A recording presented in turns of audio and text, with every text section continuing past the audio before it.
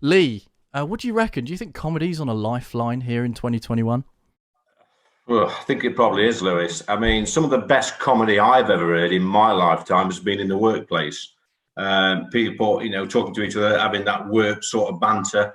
And remember, I used to work down the pit in the 80s and 90s, and some of the humour, some of the comedy from those men, those miners, working in terrible conditions, in a hostile environment, it actually brought the best humour out you could possibly imagine.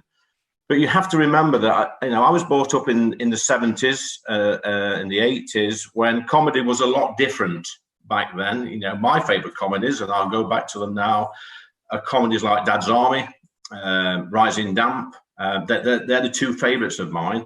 And I noticed that recently the BBC have a disclaimer on Dad's Army because in one of the episodes or the film, they refer to the French as frogs. Oh, come on, that's just ridiculous. Having a disclaimer to warn people on a TV program. But what I will say, there is room for disclaimers or warnings on programs, and it should start with Mrs. Brown's Boys, because that is not funny.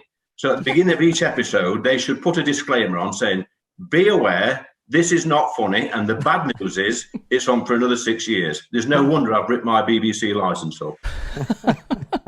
Thanks for that, Lee.